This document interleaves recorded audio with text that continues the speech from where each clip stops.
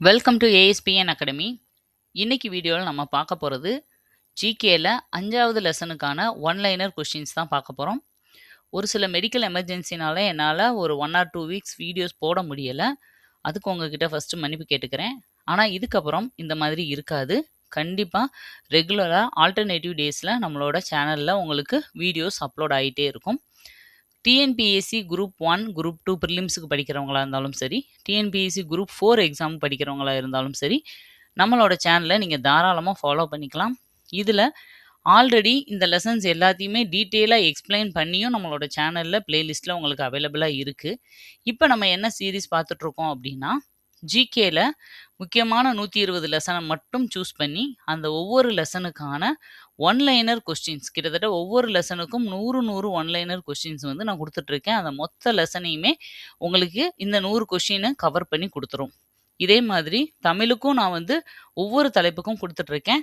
நீங்கள் வந்து பிளேலிஸ்ட்டில் போய் தமிழுக்கும் ஜிகேவுக்கும் எடுத்து கண்டினியூஸாக படிச்சுக்கோங்க. இந்த ரெண்டையுமே நீங்கள் ஃபாலோ பண்ணாலே போதும். மேக்ஸிமம் டாபிக் வந்து மேக்ஸிமம் கொஸ்டின்ஸ் இதிலிருந்து தான் உங்களுக்கு எக்ஸாமுக்கு வர்றதுக்கான சான்சஸ் ரொம்ப ரொம்ப அதிகமாக இருக்குது.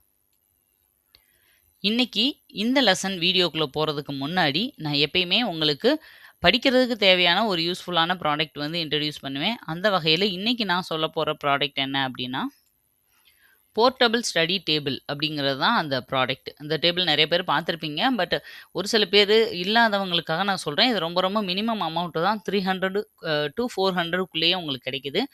வீட்டிலே நீங்கள் நினச்ச இடத்துல கீழே தரையில் உட்காந்து படிக்கிறவங்க அப்படின்னா உங்களுக்கு இது ரொம்ப ரொம்ப யூஸ்ஃபுல்லாக இருக்கும். இந்த இதில் வந்து உங்களுக்கு வேரியஸ் கலர் ஆப்ஷன்ஸும் கிடைக்குது. அதாவது நீங்கள் படிச்சுட்டு இருக்கும்போதே நீங்கள் ஒரு பக்கம் பென்னு, ஃபோனு, டேபு, லேப்டாப், உங்களோட பென், பென்சில் எல்லாத்தையும் வைக்கிறதுக்கான ஸ்டாண்டு, இந்த மாதிரி எல்லாமே இந்த ஒரே இதில் வந்துடும். உங்களுக்கு சைடில் இந்த மாதிரி ஒரு இது இருக்கு இல்லையா, இதை பிடிச்சிட்டு நம்ம ஃபோல்டு பண்ணிவிட்டு ஈஸியாக எங்கே வேணாலும் தூக்கிட்டு போகிறதுக்கும் இது வந்து ரொம்ப ஈஸியாக இருக்கும்.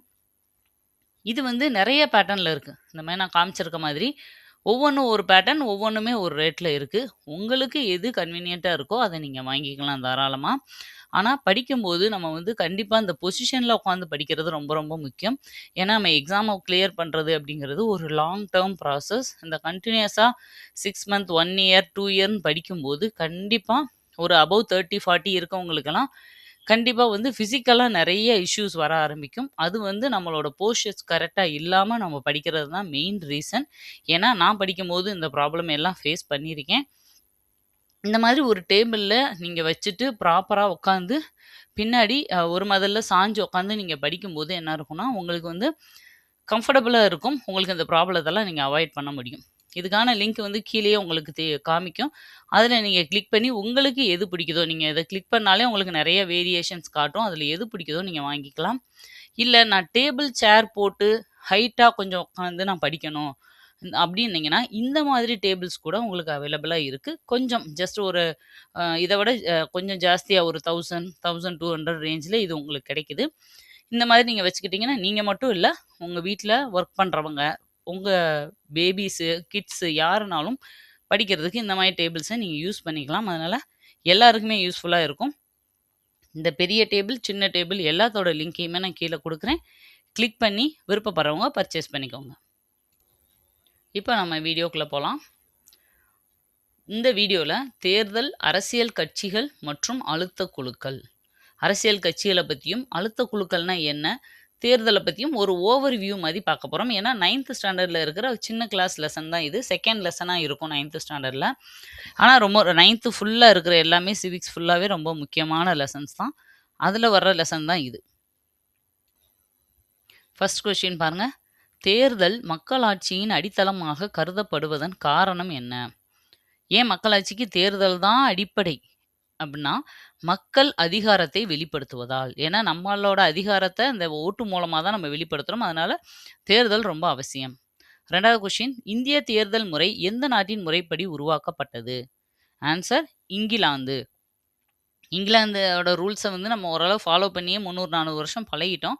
அதனால என்னன்னா நமக்கு சுதந்திரம் கொடுத்ததுக்கு அப்புறமும் கொஞ்சம் அதே பேட்டர்ன்லையும் அந்த ஃபார்மேட்லையும் கொஞ்சம் நம்ம ஃபாலோ பண்ணோம்னா நம்மளுக்கு ஈஸியாக இருக்கும். ஏன்னா மக்கள் ஆல்ரெடி அதுக்கு பழக்கப்பட்டிருப்பாங்க. அதிலே நம்ம நாட்டுக்கு வந்து எது கன்வீனியண்ட்டாக இருக்குமோ அதுக்கேற்ற மாதிரி தழுவி எழுதப்பட்டது தான் நம்மளோட தேர்தல் முறை. எல்லாமே அமைக்கப்பட்டது எல்லாமே அதை பேஸ் பண்ணி தான் அமைச்சிருக்கோம். 3rd கொஸ்டின், இந்தியா உலகின் மிகப்பெரிய மக்களாட்சி நாடு எனப்படுவதன் காரணம் என்ன? ஆன்சர் வந்து அதிக வாக்காளர்கள் இருப்பதால். 4th கொஸ்டின், இந்திய அரசியலமைப்பு நடைமுறைக்கு வந்த ஆண்டு. வருஷம்னு கேட்டா 1950.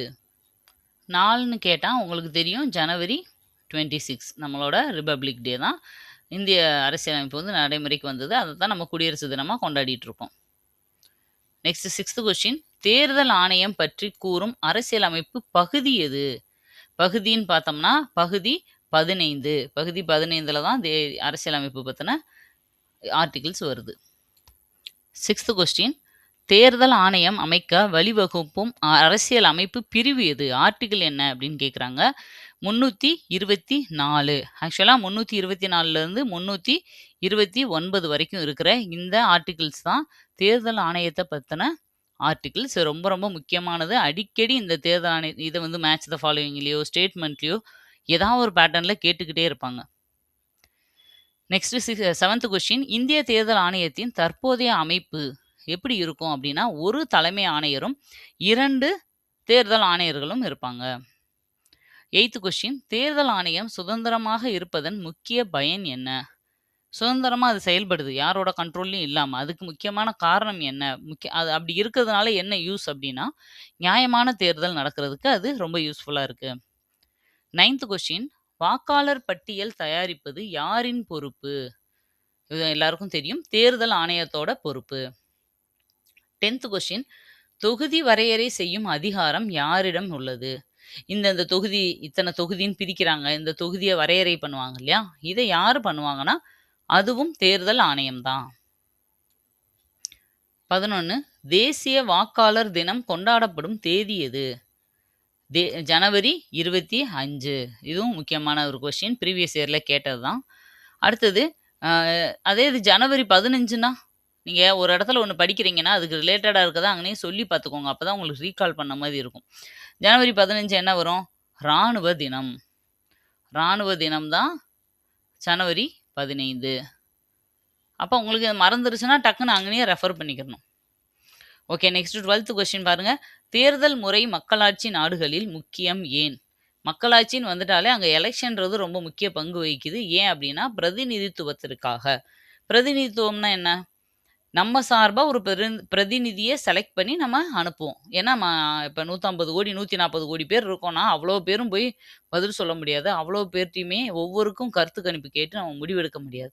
அப்போ நம்ம 1,00,000 பேருக்கு ஒருத்தரை செலக்ட் பண்ணி எம்எல்ஏவை அனுப்புகிறோம், 10,00,000 பேருக்கு ஒருத்தரை ஒரு எம்பியை அனுப்புகிறோம் அப்படின்னா அவங்க நம்மளுக்கு பதிலாக போய் அங்கே பேசுவாங்க. அந்த பிரதிநிதித்துவம் வந்து மக்களாட்சியில் ரொம்ப முக்கியம். நெக்ஸ்ட் 13th கொஸ்டின், நோட்டா என்பதன் விரிவாக்கம் என்ன?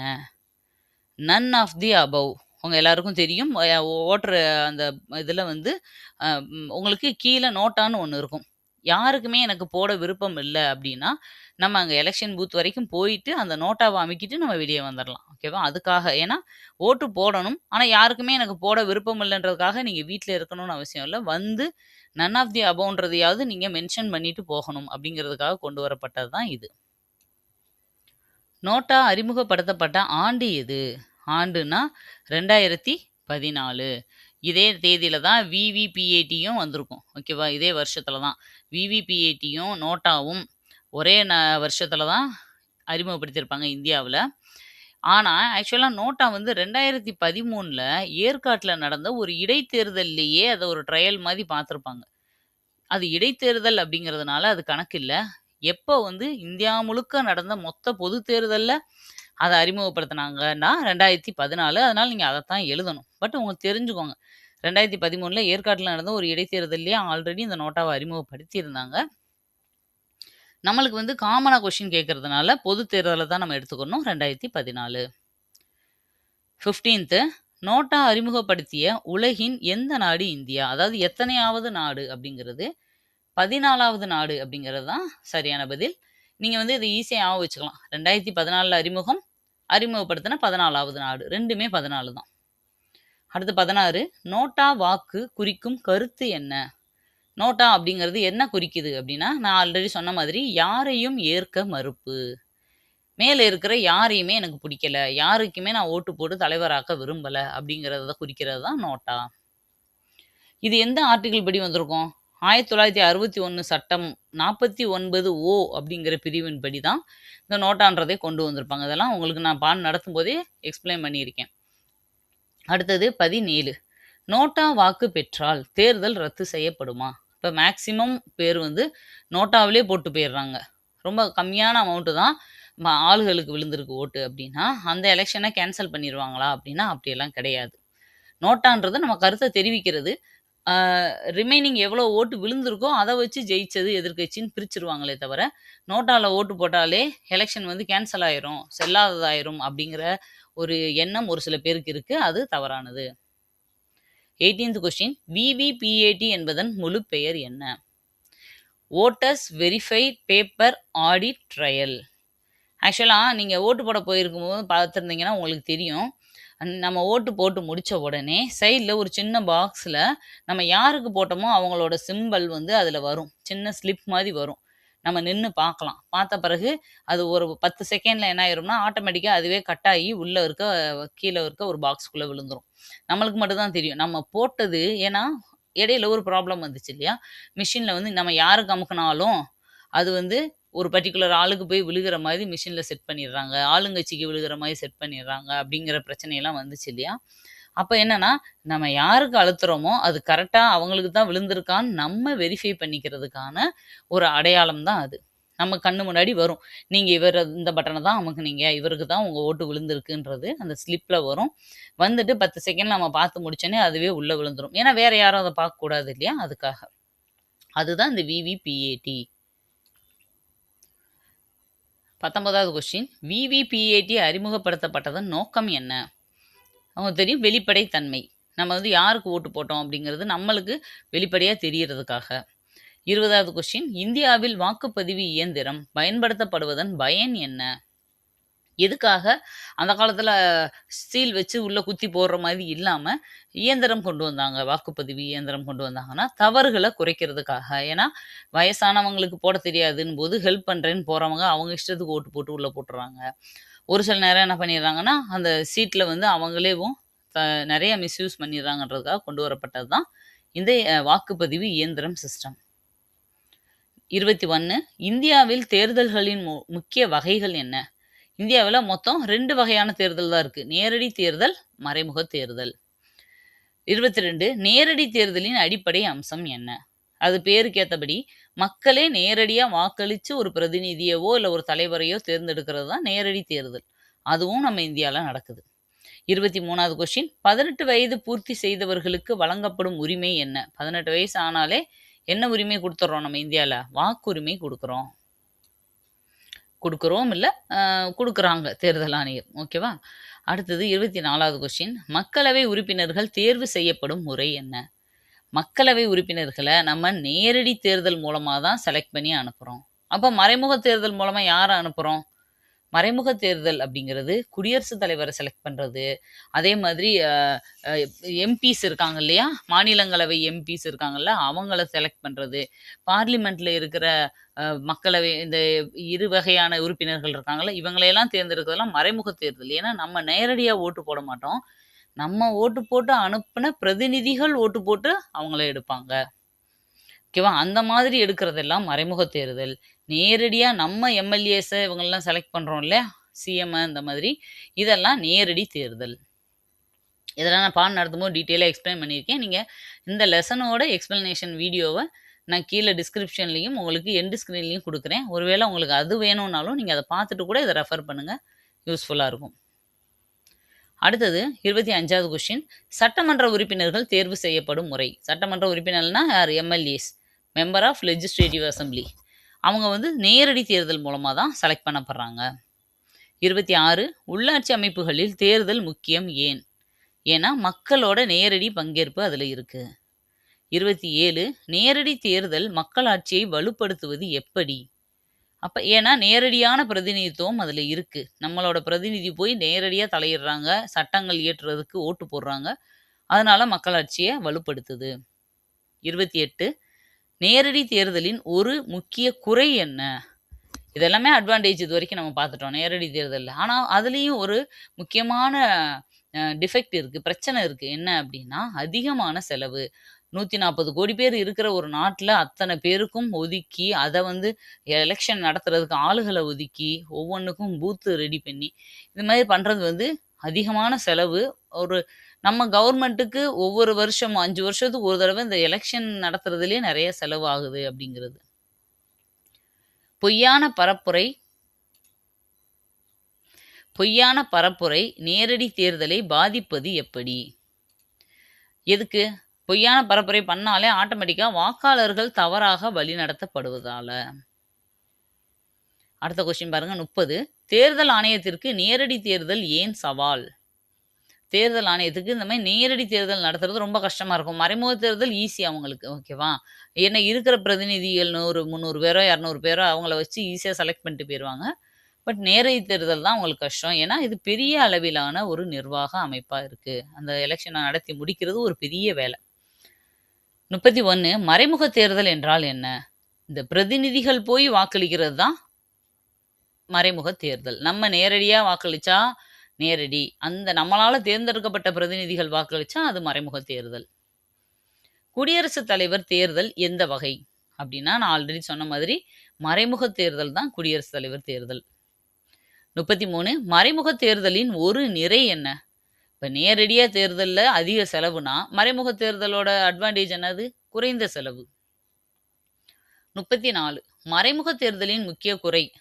சரி, ஆனா மறைமுக தேர்தல் தான் அப்ப பெஸ்ட்டா? இப்ப அதே எடுத்துட்டு போயிரலாமா எப்பயுமே அப்டின்னா, இல்ல. அதுலயுமே ஒரு டிஸ்அட்வான்டேஜ் இருக்கு. அது என்னன்னா, ஊழல் வாய்ப்பு. நெறையா ஊழல் பண்ண வாய்ப்பு இருக்கு. இப்போ ஒரு 200 பேர்ல ஓட் போட்டு குடியரசுத் தலைவர செலக்ட் பண்ணோம்னா, அந்த 200 பேருக்கும் காச குடுத்தோ, இல்ல ஊழல் பண்ணியோ அவங்க அத ஜெயிக்கிறதுக்கான வாய்ப்பு நெறையா இருக்கு. 140 கோடி பேருக்கு பணம் குடுத்து ஏமாத்துறத விட, 200 பேர் கோடிய பணம் குடுத்து ஏமாத்துறது ரொம்ப ஈஸி இல்லையா? அப்ப அந்த வாய்ப்பு அதிகமா இருக்கு. 35 எலக்டோரல் கொலேஜ் குறிக்கும் அமைப்பு என்ன? தேர்தல் குழாம், தேர்தல் குழு அப்படின்னு சொல்லுவாங்க. அதாவது ஒரு தேர்வர்கள் குழு இருப்பாங்க. அவங்க தான் வந்து ஒரு சிலதெல்லாம் சூஸ் பண்ணுவாங்க. ஓகேவா? அது வந்து பார்லிமென்ட் லெவல்ல இருப்பாங்க. 36வது கொஸ்டின் குடியரசுத் தலைவர் தேர்தலில் யார் பங்கேற்க மாட்டார்கள்? அப்படின்னா, நியமன உறுப்பினர்கள்.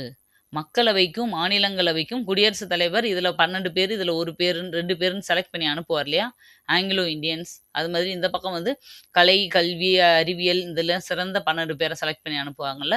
இவங்கெல்லாம் ஒரு கெஸ்ட் எம்பிஸ் மாரி தான் அங்க இருப்பாங்களே தவிர, ஏன்னா சச்சின் டெண்டுல்கர், நடிகர்கள், அமிதாப் பச்சன், இளையராஜா அப்படி நெறைய பேர் இருந்திருக்காங்க. இளையராஜாலாம் இப்பயும் இருக்காங்க. அந்த எம்பிஸ் எல்லாம் யாரு அப்படின்னா, குடியரசுத் தலைவரா விருப்பத்துல செலக்ட் பண்ணவங்க. அவங்கலாம் நியமன உறுப்பினர்கள்.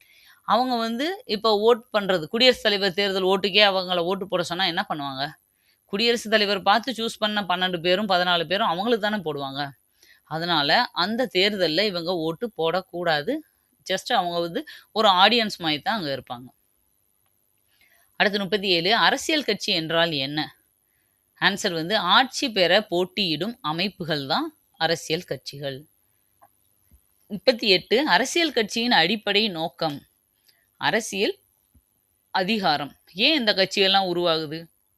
ஒரு நாட்டோட மொத்த அரசியல் அதிகாரத்தையும் அவங்க கையில கொண்டு வரணும் அப்படிங்கிற ஆசையில தான் கட்சிகள் வருது. 39 அரசியல் கட்சிகள் 3 முக்கிய அம்சங்கள் என்ன? ஒரு கட்சினா யார் முக்கியமா இருக்கணும்? ஒரு தலைவர், அவங்களுக்குன்னு ஒரு செயற்குழு, ஒரு டீமு, அவங்களுக்கு கீழ அத செயல்படுத்த தொண்டர்கள். இந்த 3ம் அடங்குனது தான் ஒரு அரசியல் கட்சி. 40 அரசியல் கட்சிகள் மக்களாட்சியில் முக்கியம் ஏன்? ஏன்னா, மக்களையும், அரசையும் இணைக்கிறதே இந்த அரசியல் கட்சிகள் தான். 41 ஒரு கட்சி முறை உள்ள நாட்டின் எடுத்துக்காட்டு.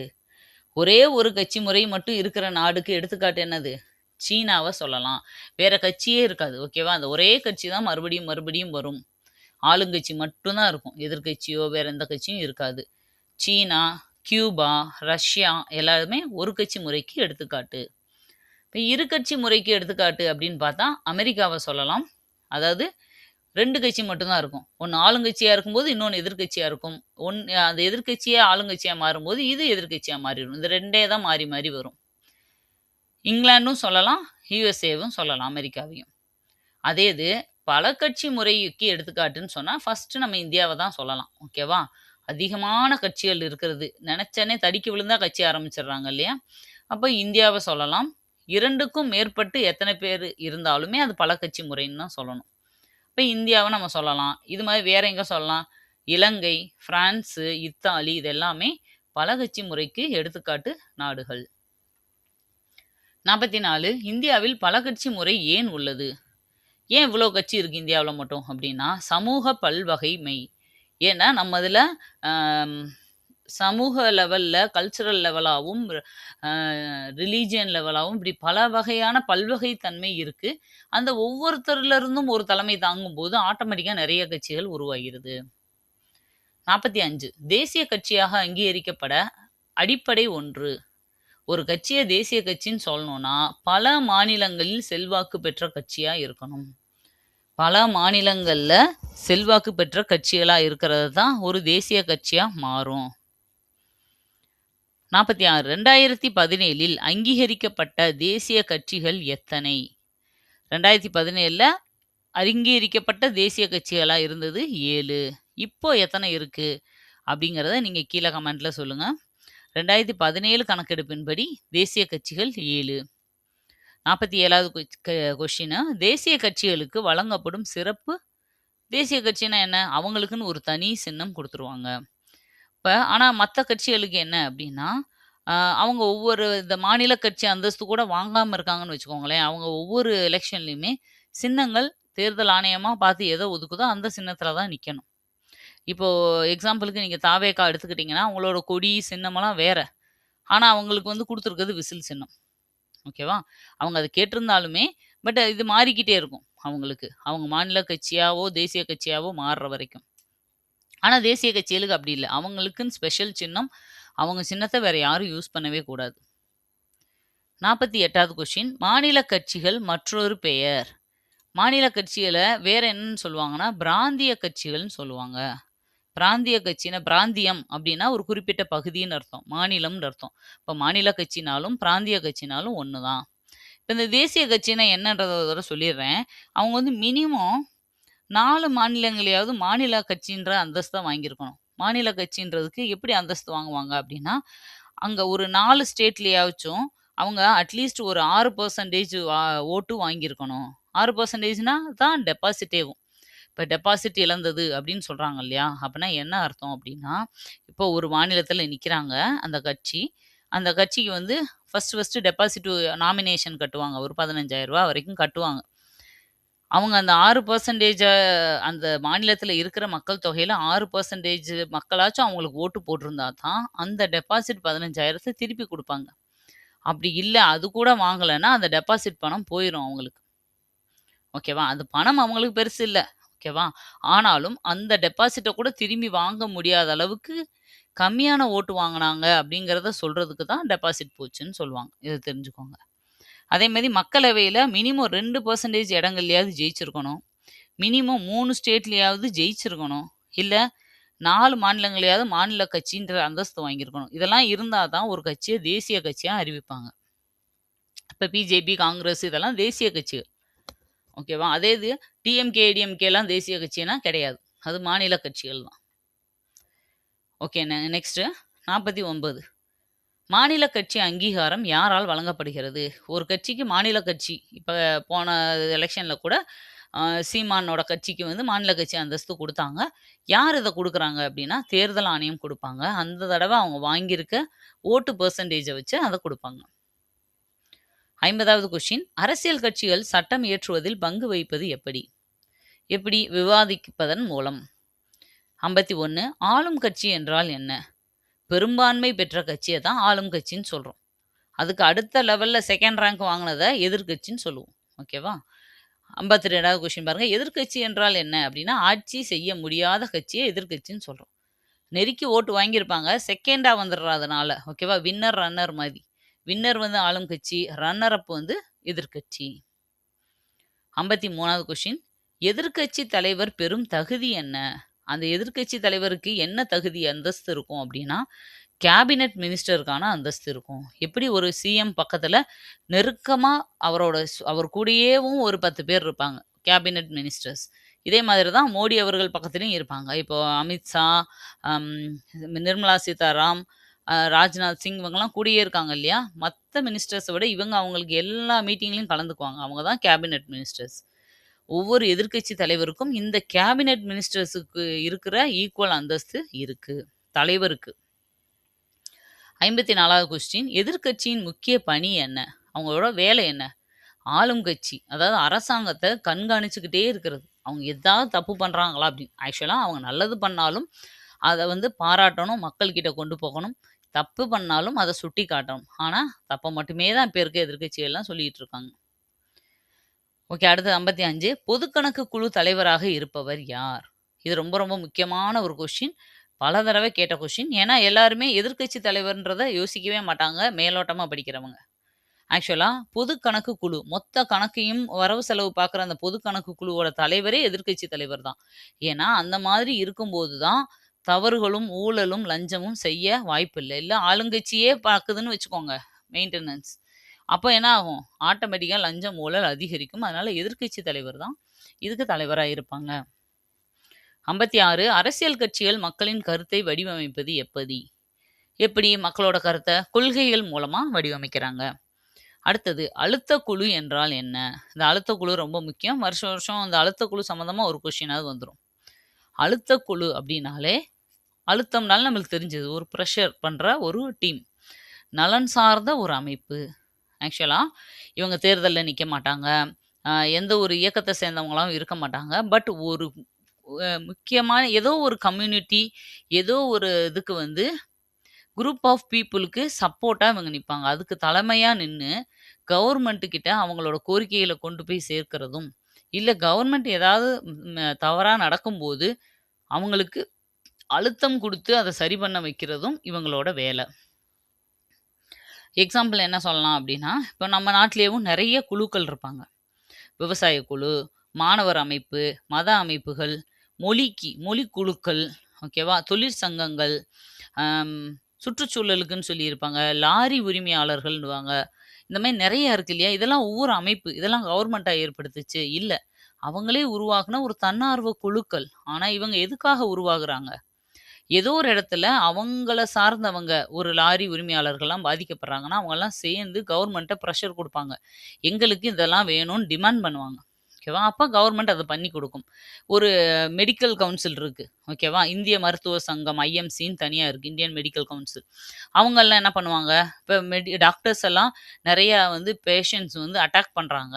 ஹாஸ்பிட்டல்லயே வந்து அடிக்கிறாங்க. அப்படின்ற மாரி பிரச்சனை வரும்போது, அவங்க எல்லாமே போராட்டம் நடத்துனாங்க. அப்ப போராட்டம் நடத்துறது எல்லாமே இந்த அழுத்தம் தான். கவர்மெண்ட்டுக்கு அழுத்தம் குடுக்குறது. அப்ப என்னன்னா, கவர்மெண்ட் ஒரு முடிவு எடுப்பாங்க அதுல. இந்த மாதிரி ஒவ்வொன்னுக்கும் ஒரு குழு இருப்பாங்க. அதத்தான் அழுத்த குழுன்னு சொல்றாங்க. இது ஏதோ ஒரு நலன் சார்ந்த ஒரு அமைப்பு. டெரரிஸ்ட் மாதிரியோ, புரட்சிகரவாதிகள் மாதிரியோலாம் கிடையாது இவங்க. அடுத்தது 58. அழுத்த குழுக்கள் அரசியல் கட்சியிலிருந்து வேறுபடும் காரணம் என்ன?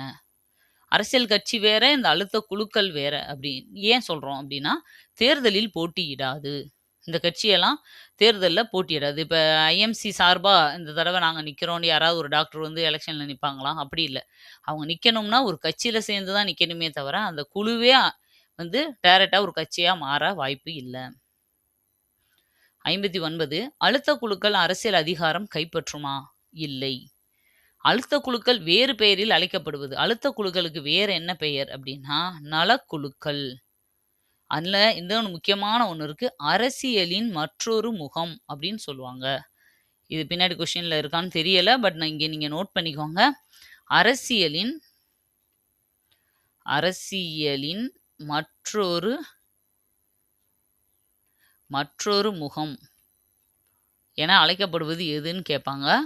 அதுதான் அழுத்த குழுக்கள்.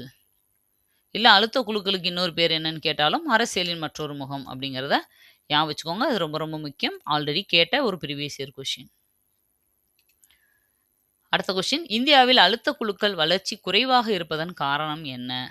அழுத்த குழுக்கள் வந்து பெருசா வந்து மேலும் மேலும் வளராத காரணம், நம்ம சமூக அமைப்பு. ஒருத்தர் மேல வந்தா ஒருத்தர் அமைக்கிறது அந்த மாதிரி. 62வது கொஸ்டின். வணிக குழுக்கள் எந்த நலனை பிரதிநிதித்துவப்படுத்தும்? வணிக குழு எதுக்கு? வணிகத்துக்கு. தொழிற்சங்கங்கள் யாரோட நலனுக்காக? தொழிலாளர்கள் நலனுக்காக தொழிற்சங்கங்கள்லாம் குழுவா இருக்கு. விவசாய குழு வந்து எந்த துறையை சேர்ந்தது? விவசாயத்துக்கு. மாணவர் அமைப்புகள் வந்து எந்த அழுத்த குழுவை சேர்ந்ததுன்னா, சமூக குழு அப்படிங்கிறத அந்த அடிப்படையில வர்றது தான் இது. மொழிக்குழுக்கள் எந்த அடிப்படையில செயல்படும்னா, மொழிக்கு அடையாளம் வேண்டுறது. ஓகேவா? தமிழ் மொழி அழியாம இருக்கிறதுக்கு. வேறு மொழிகள் உள்ள நுழையறனால, இப்ப ஹிந்தி திணிப்பெல்லாம் எதிர்த்து போராடுறது இந்த மொழிக்குழுக்கள் பண்ணுவாங்க. சுற்றுச்சூழல் குழு அப்படின்னா, அது எத வலியுறுத்துவாங்க அப்படின்னா, இயற்கை பாதுகாப்ப பத்தி சொல்றது தான். இதெல்லாம் உங்களுக்கு தெரியும். FICCI அப்படிங்கிறது எந்த குழு? FICCIன்றது வந்து எதுக்கு கீழ வரும் அப்படின்னா, அது வந்து ஒரு வணிக குழு. வணிக குழு தான் இது.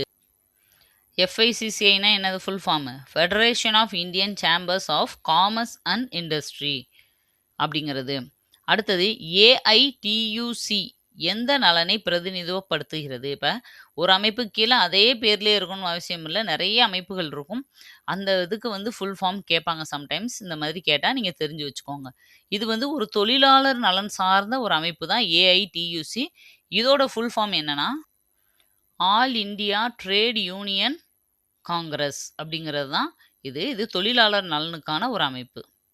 நெக்ஸ்ட்டு AIKS தொடர்புடைய துறை எது அப்படின்னா, விவசாயம் சம்மந்தப்பட்ட துறை தான் இது. இதோட ஃபுல் ஃபார்ம் வந்து ஆல் இண்டியா கிசான் சபா அப்படிங்கிறது தான் AIKS.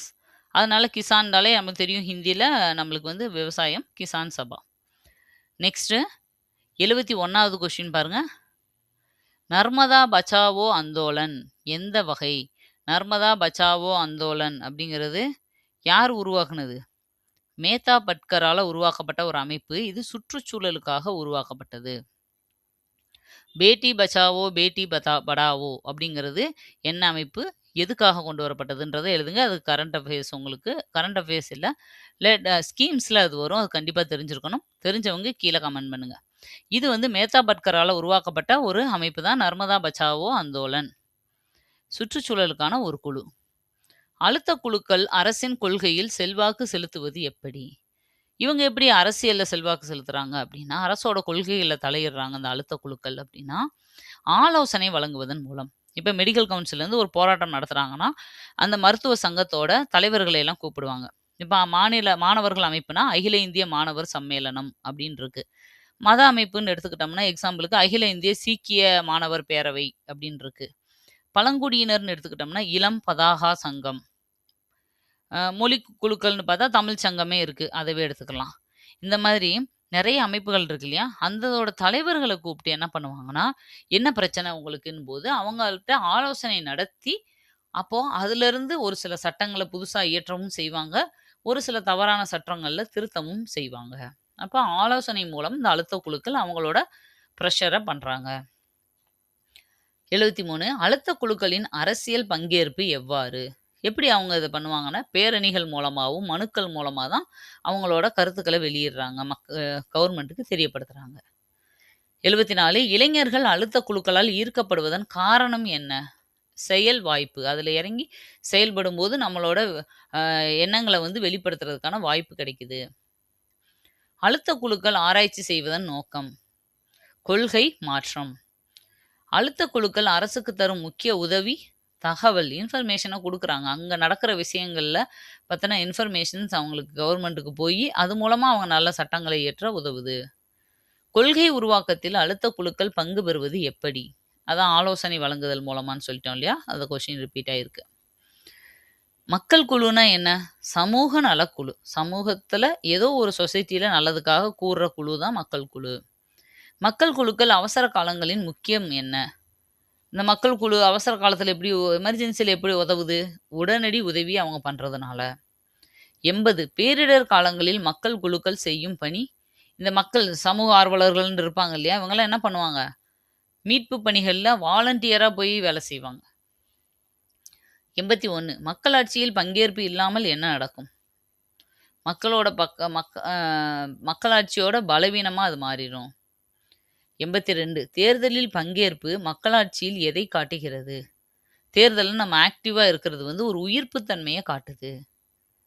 வரி செலுத்துதல் மக்களாட்சியோட கடமையா? கண்டிப்பா நம்மளோட அ அது ஒரு டியூட்டி ஓகேவா? வரி செலுத்தணும். அந்த வரிய வச்சு தான் மக்களுக்கு வந்து நம்ம நெறைய பேரு கேட்பாங்க. ரொம்ப லட்ச லட்சமா சம்பாதிக்கிறவங்க கேட்பாங்க. நான் இத்தன லட்சம் கட்டுறேன் கவர்மெண்ட்டுக்கு. மறுபடியும் கவர்மெண்ட் எனக்கு என்ன பண்ணுச்சு? அப்படின்னு கேட்பாங்க.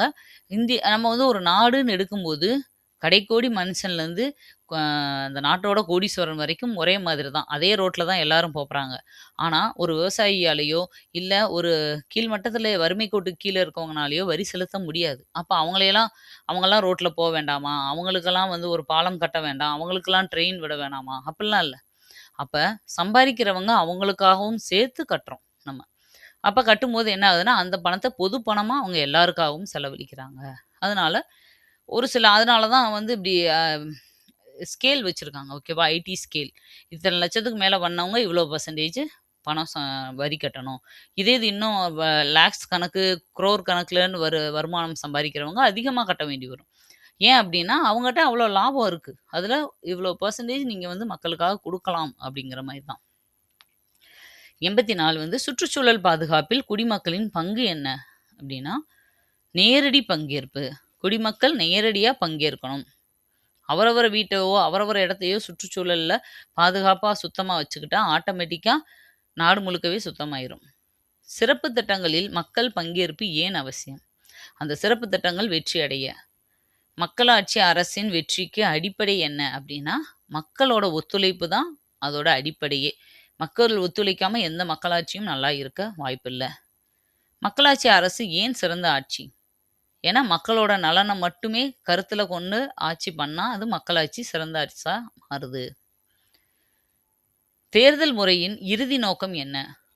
பிரதிநிதித்துவம். 89 அரசியல் கட்சிகள் இல்லாமல் மக்களாட்சி சாத்தியமா? கட்சிகள் இல்லாம மக்களாட்சிய கொண்டு வர முடியுமான்னா, இல்லவே இல்ல. ஓகேவா?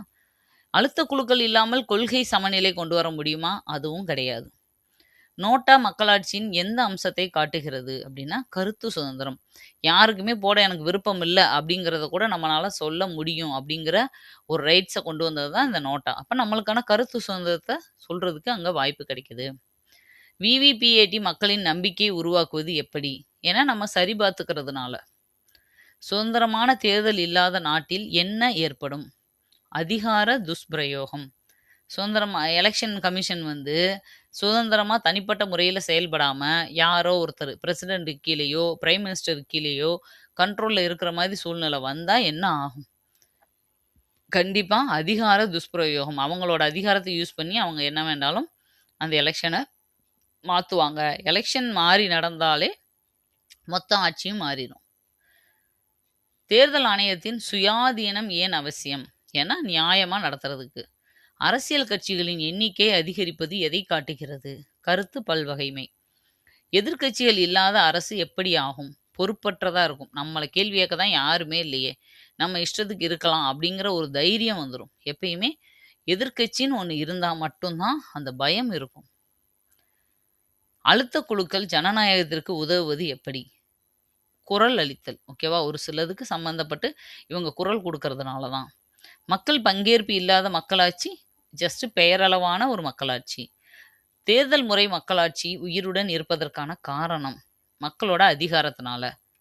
கடைசி கொஸ்டின் 100வது கொஸ்டின். இந்த அலகின் மைய கருத்து என்ன? அப்டின்னா என்னன்னா, இந்த லெசனோட கோர் கான்செப்ட் என்ன? ஃபைனலா அப்டின்னா, மக்கள் பங்கேற்பு தான் மக்களாட்சி அப்டின்னு சொல்றது தான் இந்த லெசன். இந்த கடைசியா இருக்கிற ஒரு 10 கொஸ்டின்லாம் எப்படி இருக்கும்னா, கொஞ்சம் இதெல்லாம் கேட்பாங்களா? அப்படின்ற மாரி இருக்கும். ஏன் இந்த மாதிரி நீங்க தெரிஞ்சுக்கணும்னா, அந்த லெசனவே நல்ல டீட்டெயிலா அனலைஸ் பண்ணி குடுக்குறது தான். ஒரு ஸ்டேட்மெண்ட்ல வேற மாதிரி பேட்டர்ன்ல கேட்ட உடனே நம்ம கன்ஃப்யூஸ் ஆயிருவோம். அந்த மாதிரி கன்ஃப்யூஷன் கூட வரக்கூடாதுன்றதுக்காக தான், அந்த ஃபர்ஸ்ட் 60, 70 கொஸ்டின்லயே உங்களுக்கு ஸ்கூல் புக்கோட கன்டென்ட் முடிஞ்சுச்சு. அடுத்து இருக்கிற 20, 30 கொஸ்டின் என்னன்னா, அதவே இன்னும் டீப்பா வேற வேற வார்த்தைகள்ல கேட்கும்போது, அத வந்து நீங்க புரிஞ்சுக்கிறதுக்காக தான் இந்த கொஸ்டின்ஸ். ஓகே 100 கொஸ்டினும் முடிஞ்சது. உங்களுக்கு இந்த லெசன இதுக்கு மேல கொஸ்டின்ஸ் வர வாய்ப்பே கிடையாது. இதே மாதிரி தான் எல்லா லெசனுக்கும் நான் குடுத்துட்டுருக்கேன். சேனல கன்டினியூஸா ஃபாலோ பண்ணுங்க. ஒருவேளை இது உங்களுக்கு நம்ம சேனல பார்க்குற ஃபர்ஸ்ட் டைம் பார்க்குறீங்க அப்படின்னா, சப்ஸ்கிரைப் பண்ணிக்கோங்க. உங்கள மாதிரியே எக்ஸாம் ப்ரிப்பேர் பண்ணிட்டு இருக்க உங்க ஃப்ரெண்ட்ஸ், ரிலேட்டிவ்ஸ்க்கு சேனல உங்களுக்கு வந்து சப்ஸ்கிரைப் பண்ண சொல்லுங்க. உங்க கூட சேர்ந்து படிங்க. உங்களுக்கு கண்டிப்பா யூஸ்ஃபுல்லா இருக்கும். இது வந்து இந்த பிடிஎஃப், இந்த ஒன்லைனர் பிடிஎஃப், என்னோட ஹேண்ட் ரிட்டன் நோட்ஸு, இதோட எக்ஸ்ப்ளனேஷன் வீடியோ, அதே மாதிரி டெஸ்ட்டு, இது எல்லாமே உங்களுக்கு வேணும் அப்படின்னா, கீழ நம்மளோட சேனலோட மொபைல் ஆப் வந்து குடுக்குறேன். அதுக்குள்ள போனீங்கன்னா, உங்களுக்கு வேற வேற மாரி சப்ஸ்கிரிப்ஷன் இருக்கும். மினிமம் 500லேருந்து மேக்ஸிமம் 2000க்குள்ளேயே எல்லா சப்ஸ்கிரிப்ஷனும் முடிஞ்சிரும். 1 இயருக்கு எக்ஸாம் முடியிற வரைக்கும் நீங்க குரூப் 1, குரூப் 2, குரூப் 4 எல்லா எக்ஸாமுக்கும் இத யூஸ் பண்ணிக்கிறலாம்.